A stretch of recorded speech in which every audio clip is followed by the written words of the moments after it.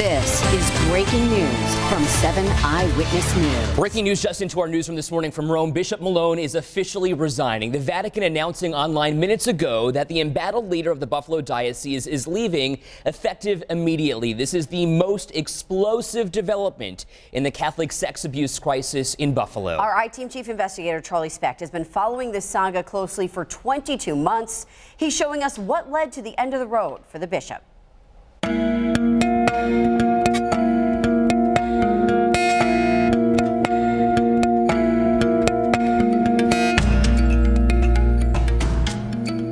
Abuse survivor Michael Whalen sparked the scandal in February 2018 when he publicly accused Father Norbert Orsolitz of sexual abuse when Whalen was a boy in the 1980s. I'm not afraid anymore. I want to let my voice be heard. Pressure grew on Buffalo Bishop Richard Malone to release a list of abusers.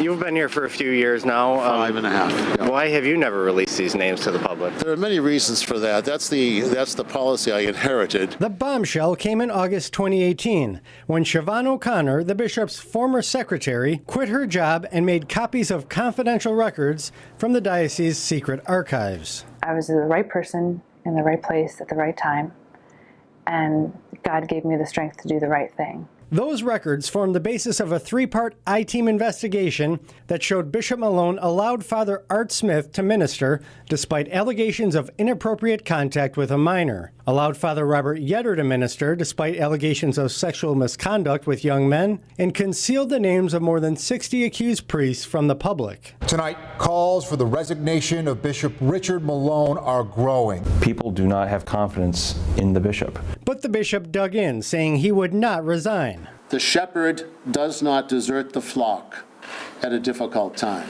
Catholics mounted weekly protests in front of the Buffalo Diocese. Hey, hey, ho, ho, Bishop Malone has got to go. And survivors continued to find their voice. For him to say now, today, that they're doing the right thing is a slap in all of our faces, because you haven't done the right thing. But the pressure on Bishop Malone reached a critical point this September, when a second whistleblower, Father Richard Biernat, came forward, providing the I-Team with secret audio recordings where Malone attempted to conceal sexual misconduct allegations involving Father Jeffrey Nowak, who denied the allegations. We're in a true crisis situation. True crisis. And everyone in the office is convinced this could be the end for me as bishop. It could force me to resign.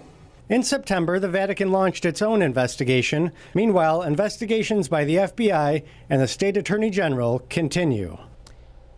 And I-Team Chief Investigator Charlie Specht is live with us this morning. And Charlie, we should point out this is a resignation, not an early retirement. That's right. It essentially is the same thing. Practically speaking, he will be retiring, but let's not mince words here. He is resigning from office, and he is the first bishop in the 172-year history of the Diocese of Buffalo to give up his seat in the wake of sex abuse scandals. Okay, so we know that we're going to have a new bishop coming in from Albany to handle all of this, but I think a big question here is what happens now to all of these state and federal investigations? So the investigations will move along as they've been proceeding here. So the FBI will continue its investigation. The State Attorney General will continue its investigation here. This is an internal decision from the Catholic Church. It does not have any effect on these investigations. They will move along. Okay, so let's talk about the Albany bishop here, who is likely to become the temporary administrator for the Buffalo Catholic Diocese. So again, the underscored word here is temporary. So what does that mean for the future of the Buffalo Catholic Diocese, and when could we possibly see a new bishop?